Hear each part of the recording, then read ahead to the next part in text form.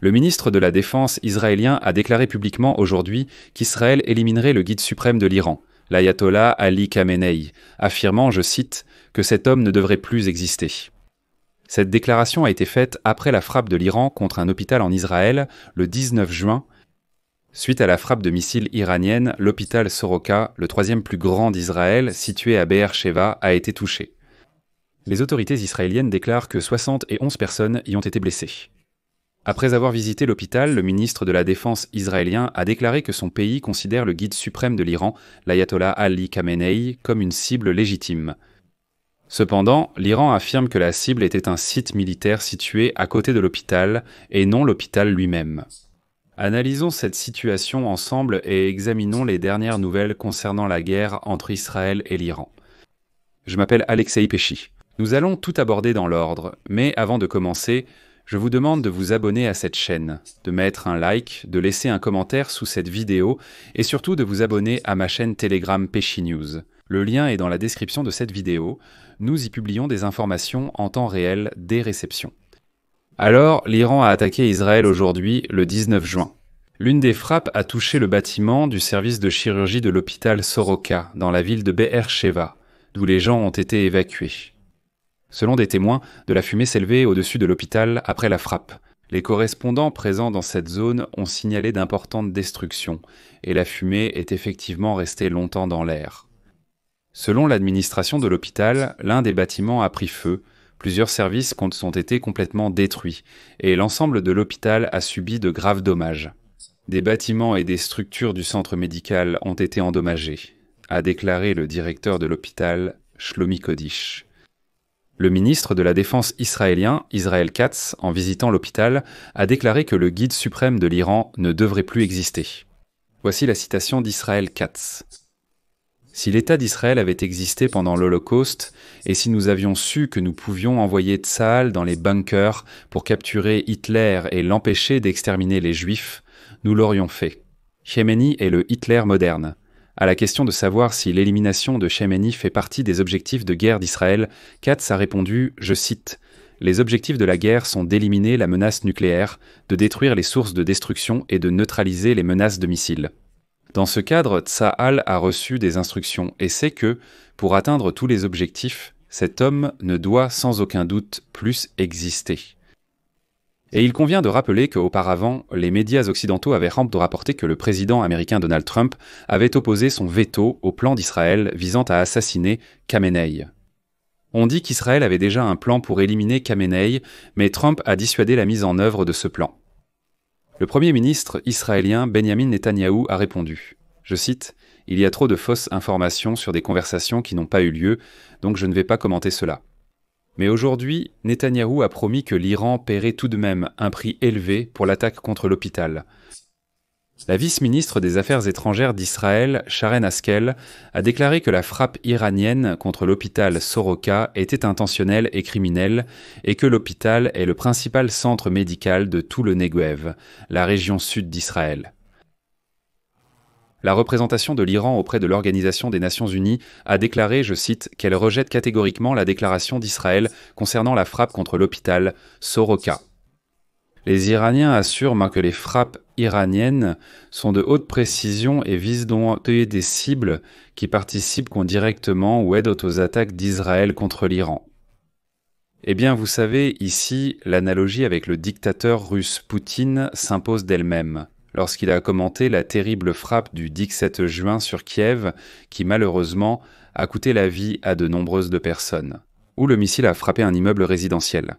Poutine a lui aussi cyniquement déclaré que nous avions visé une usine d'armement à Kiev. Il y avait un immeuble à côté, probablement touché par l'onde de choc, et c'est tout. C'est une réponse vraiment cynique.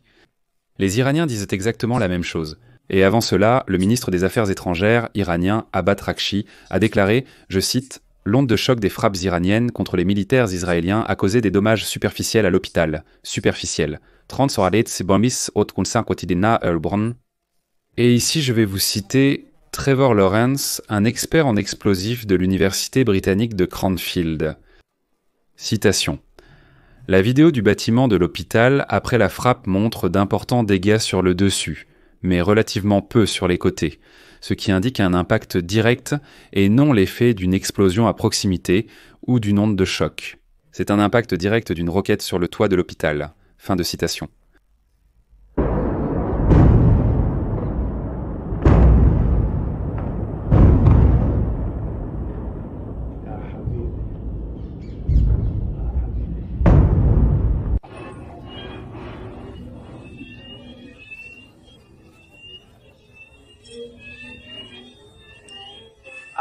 Dans l'ensemble, au 7e jour du conflit, l'Iran et Israël continuent d'échanger des frappes. Le ministère de la Santé israélien a annoncé mardi 24 morts et 592 blessés. Les autorités iraniennes ont également publié, pour la dernière fois, des données sur les victimes dans leur pays mardi. Et là-bas, ils ont annoncé qu'en Iran, il y avait 224 morts et 1200 blessés. En plus de l'attaque contre l'hôpital jeudi matin, un missile balistique iranien a frappé le quartier d'affaires de la ville de Ramat Gan, à l'est de Tel Aviv. En conséquence, sur l'un des gratte-ciel, un panneau de verre est tombé de plusieurs étages et une partie d'un poteau électrique s'est effondrée au sol. Pendant ce temps, l'armée de défense d'Israël a annoncé avoir frappé des sites nucléaires iraniens, y compris un réacteur à eau lourde inactif et inachevé à Arak et une installation nucléaire à Natanz.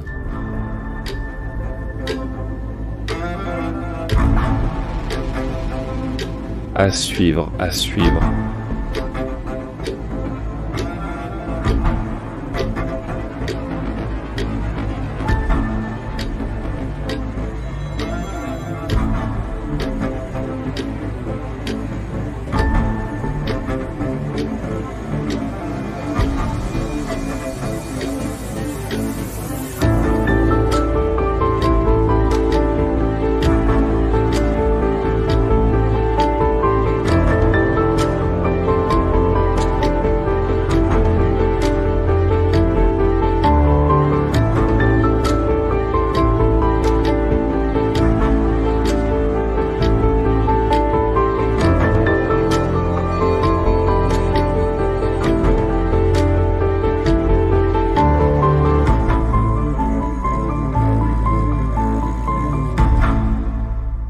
Avant les frappes, l'armée israélienne a appelé les habitants des villes iraniennes d'Erak et de Kandab, situées à proximité du réacteur, à quitter immédiatement cette zone.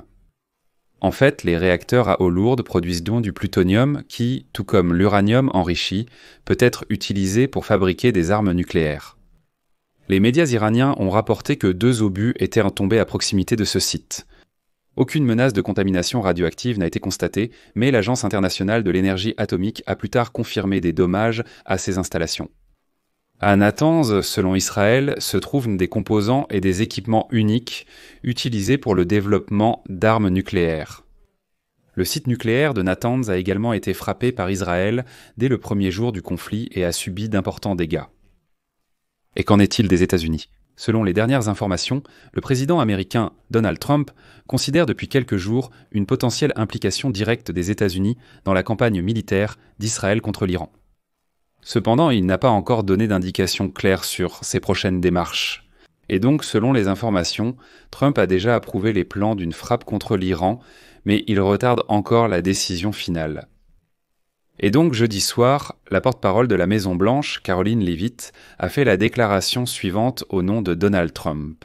Citation. « Étant donné qu'il existe une possibilité significative de négociation avec l'Iran qui pourrait avoir lieu ou non dans un avenir proche, je prendrai ma décision de participer ou non à la guerre dans les 2 prochaines semaines. » Dans le même temps, le vice-ministre iranien des Affaires étrangères, Kazem Garibabadi, a averti les États-Unis que si Washington intervenait, Téhéran n'aurait d'autre choix que d'utiliser ses moyens pour donner une leçon aux agresseurs.